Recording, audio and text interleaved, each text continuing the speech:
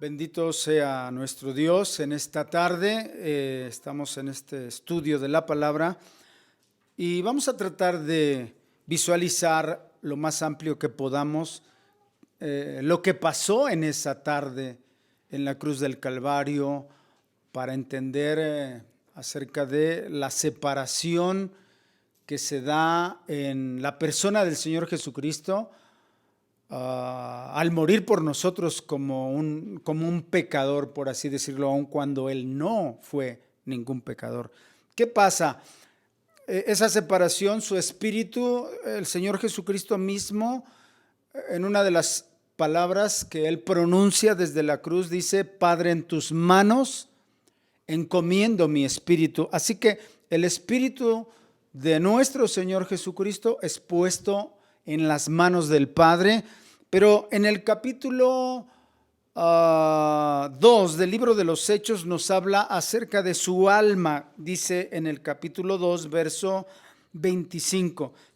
Porque David dice de él, y se refiere al Señor: veía al Señor siempre delante de mí, porque está a mi diestra y no será conmovido, por lo cual mi corazón se alegró y se gozó mi lengua. Y aún mi carne descansará en esperanza, porque no dejarás mi alma en el Hades, ni permitirás que tu santo vea corrupción. Ok, aquí encontramos la palabra Hades, que es una palabra que también se utiliza para infierno. Y el Señor dice: no vas a dejar mi alma ahí. Luego entonces habla de que el alma del Señor fue al Hades o al infierno. ¿Qué es lo que fue a hacer a ese lugar? Es lo que vamos a tratar de estar viendo en esta tarde. Su cuerpo, entonces, es llevado a la tumba por José de Arimatea, que lo pide, y lo llevan ahí. Entonces tenemos el espíritu en las manos del Padre, el alma descendiendo al Hades o al infierno, y el cuerpo a la tumba. Ahora bien, en el libro de Efesios capítulo 4 encontramos esta situación. El infierno, donde está geográficamente, se encuentra ubicado en las partes centrales de nuestro planeta Tierra. Dice así de la siguiente manera en el capítulo 4, por lo cual en el versículo 8 dice: subiendo a lo alto, llevó cautiva la cautividad y dio dones a los hombres. Y eso de que subió, que es, sino que también había descendido primero a las partes más bajas de la tierra. El que descendió es el mismo que también subió por encima de todas de los cielos para llevarlo todo.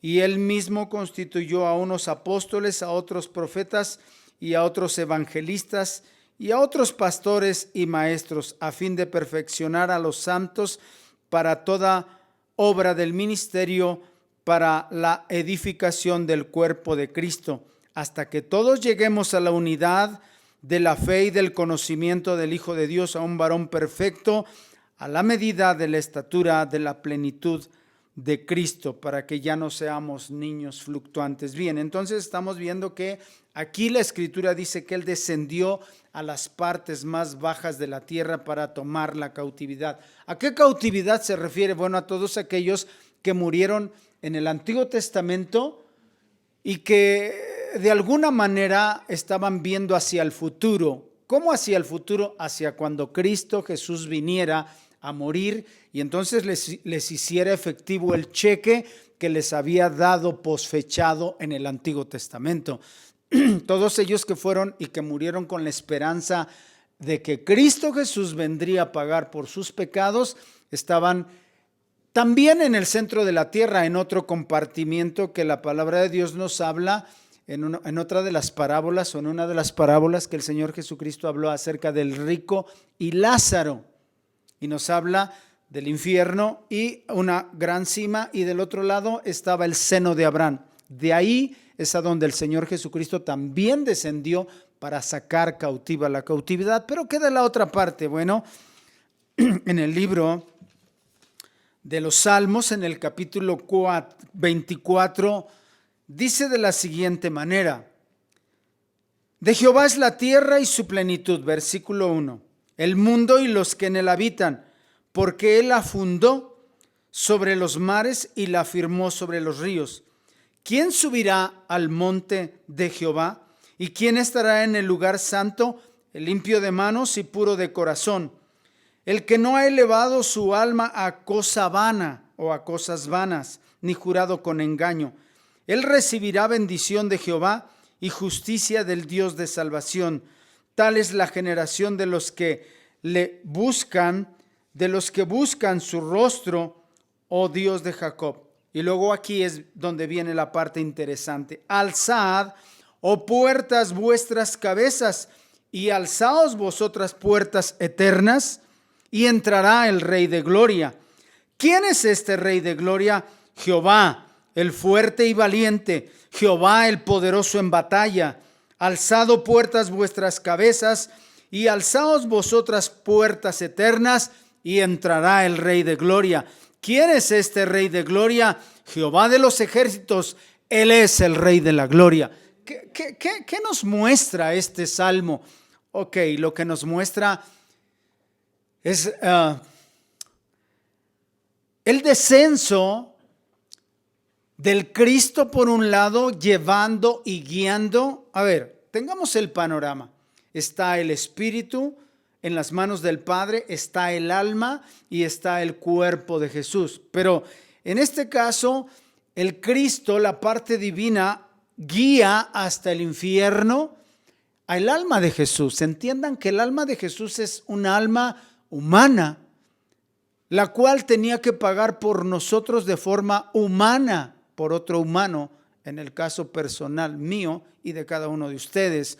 Pero al infierno, cuando llega el Cristo llevando el alma, conduciendo el alma de Jesús, ¿para qué? Para que en los 3 días que estaría ahí, pagara por nosotros el otro 50%, ya que la Biblia dice que nosotros teníamos que pagar en la muerte y en el infierno. La muerte está pagada en la cruz del Calvario, pero falta la otra parte en el infierno. Si no, nuestra deuda se hubiese pagado a medias.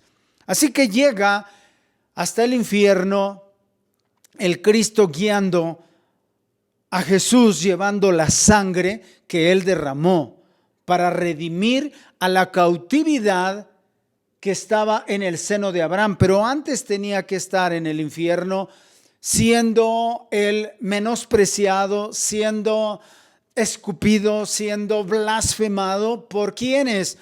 Por aquellos que están en ese lugar como padre maldad, madre maldad y Abadón. Estos son seres de otra creación que no es el estudio, pero que ahí están esperando también el juicio final que vendrá. Ahora, en el momento que llega el Cristo con el alma de Jesús, llevando la sangre, Él abre de esta manera y dice: alzado puertas vuestras cabezas. ¿Cuáles puertas? Las puertas del infierno. Y alzaos vosotras puertas eternas. ¿Por qué? Porque ahora va a entrar el Rey de Gloria. ¿Quién es el Rey de la Gloria? Jehová de los ejércitos. Él es el Rey de la Gloria. Ahora Él viene trayendo a Jesús para pagar la deuda, para pagar el precio del 50%. Una vez estando ahí, Él está sufriendo totalmente todo vituperio, y los 3 días que pasa ahí, acontece también lo que nos dice y nos habla la palabra de Dios en el Salmo 18 que les voy a leer. Dice, vean, abran su mente, su corazón, su espíritu, y vean cómo aquí la palabra de Dios no se refiere a David, pero es un salmo profético también. Dice así: te amo, oh Jehová, fortaleza mía, Jehová, roca mía y castillo mío, y mi libertador. Dios mío, fortaleza mía, en Él confiaré, mi escudo y la fuerza de mi salvación, mi alto refugio. Invocaré a Jehová, quien es digno de ser alabado, y seré salvo de mis enemigos. Vean cómo ahí está hablando ya de sus enemigos, me rodearon. Pero vean, ahorita vamos a empezar a ver cómo empieza a describir el escenario, y no es enemigos sobre la tierra, sino en el centro de la tierra. Ligaduras del Seol me rodearon, en el verso 5. Me tendieron lazo de muerte. En mi angustia invoqué a Jehová y clamé a mi Dios. Él oyó mi voz desde su templo. Habla del Padre. Y mi clamor llegó delante de él a sus oídos. La tierra fue conmovida y tembló. Se conmovieron los cimientos de los montes. ¿Recuerdan que la tierra tembló 2 veces en aquella tarde? Bueno, en esa tarde una vez, pero a los 3 días en la resurrección vuelve a temblar. Entonces, aquí del temblor de que fue conmovida la tierra, fue el día de la crucifixión. La tierra fue conmovida y tembló, verso 7. Se conmovieron los cimientos de los montes y se estremecieron porque se indignó él. ¿Quién? El Padre. Luego dice, humo subió de su nariz y de su boca fuego consumidor. Carbones fueron por él encendidos. Inclinó los cielos y descendió. Y había densas tinieblas debajo de sus pies. Cabalgó sobre un querubín y voló. Voló sobre las alas del viento. Puso tinieblas por su escondedero, por cortina suya alrededor de sí. Oscuridad de aguas, nubes de los cielos, por el resplandor de su presencia. Sus nubes pasaron, granizo y carbones ardientes. Tronó en los cielos Jehová y el Altísimo dio su voz. Granizo y carbones de fuego. Envió sus saetas y los dispersó. Lanzó relámpagos y los destruyó. Entonces aparecieron los abismos y las aguas y quedaron al descubierto los cimientos del mundo. ¿Cuáles son los cimientos del mundo? Donde está el magma. Hasta donde estaba el alma de Jesús. Quedaron al descubierto los cimientos del mundo. A tu reprensión, oh Jehová, por el soplo de del aliento de tu nariz. Envió desde lo alto, me tomó, me sacó de las muchas aguas, me libró de mi poderoso enemigo y de los que me aborrecían, pues eran más fuertes que yo. Me asaltaron en el día de mi quebranto, mas Jehová fue mi apoyo. Me sacó al lugar espacioso, me libró porque se agradó de mí. Jehová me ha premiado conforme a mi justicia, conforme a la limpieza de mis manos, me ha recompensado. David no podría decir eso. No puede ser un salmo que se refiera a David. David jamás podría decir, de acuerdo a la limpieza de mis manos. Ahora, ¿por qué la Biblia dice que sus enemigos eran más poderosos que yo? Porque no está hablando del Cristo que lo guió hasta ahí, pero está hablando de Jesús como un ser humano, el cual esperó ahí hasta que el Padre descendió, y toda la Biblia habla de ello, descendió para resucitarlo y para sacarlo. Pagando entonces en esos 3 días el Señor Jesús frente a sus enemigos que eran más poderosos que yo, Él desde ahí clamó al Padre en un grito silencioso para que el Padre entonces viniera en su trono carroza en el cual Él se desplaza rodeado de querubines y descendió hasta los cimientos del mundo, que es donde están las profundidades a las cuales Jesucristo descendió para sacarlo de ahí. Y una vez que lo sacó de ahí, entonces el Señor Jesucristo con su sangre que Él llevaba como sumo sacerdote, ya que antes de haber venido aquí con su sangre, por así decirlo, al venir aquí con su sangre, también va al propiciatorio a rociar como sumo sacerdote su sangre. Y ustedes recordarán que las mujeres, hay 2 pasajes en la resurrección en donde parece que son pasajes que se contradicen, pero no se contradicen. El Señor Jesucristo, cuando aún va a llevar su sangre al propiciatorio y no la ha llevado, no ha logrado llevarla, no permite que lo toquen. Pero cuando Él ha descendido ya, que llevó su sangre al propiciatorio, entonces ya les permite que lo toquen, que se abracen a sus pies. lleva a cabo el Señor Jesucristo todo un ministerio de sumo sacerdote. Él lo sabe y Él es nuestro sumo sacerdote. Pero eso no es todo. Cuando el Padre lo saca, de ahí otra vez vuelvo al libro de los Hechos y sigo leyendo. Y vean lo importante y lo interesante de esto. Me quedé en el versículo 28 y voy al verso 29. Varones hermanos, dice el apóstol Pedro, se os puede decir libremente del patriarca David, que murió y fue sepultado, y su sepulcro está con nosotros hasta el día de hoy. Pero siendo profeta y sabiendo que con juramento Dios le había jurado que de su descendencia en cuanto a la carne levantaría al Cristo para que se sentase en su trono, viendo antes, habló de la resurrección de Cristo, que su alma no fue dejada en el Hades, ni su carne vio corrupción.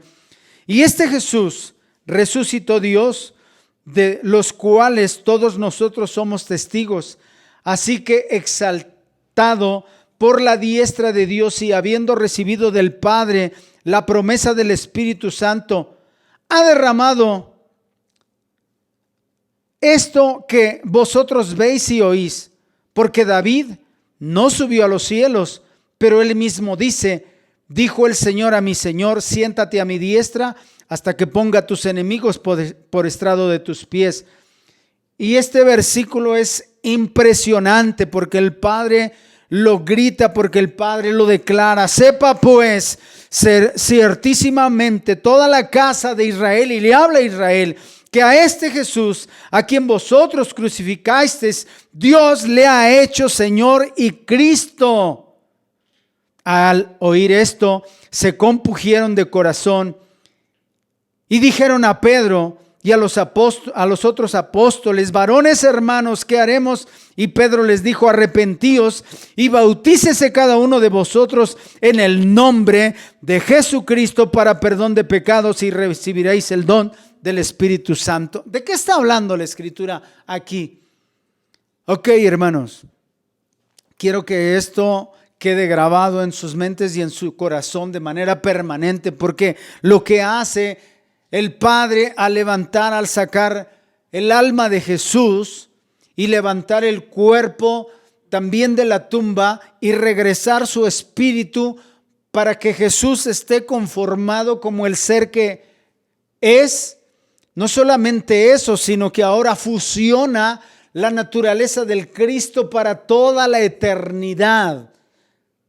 Y de ahí saca un nombre que es sobre todo nombre. Ya no es Jesús, ya no es el Cristo, ahora es Jesucristo por todas las edades, por toda la eternidad. Y ese es el nombre que es sobre todo nombre y en el cual los apóstoles mandan de manera contundente que seamos bautizados en la naturaleza eterna de Cristo Jesús. Nunca más se separarán estas dos naturalezas, sino que serán fueron unidas por el Padre para siempre. Por eso es que el Padre lo exaltó por toda la obra de salvación, no solamente la salvación de la muerte para nosotros, pero la salvación del infierno, en las cuales el Señor concluyó la obra en esos 3 días.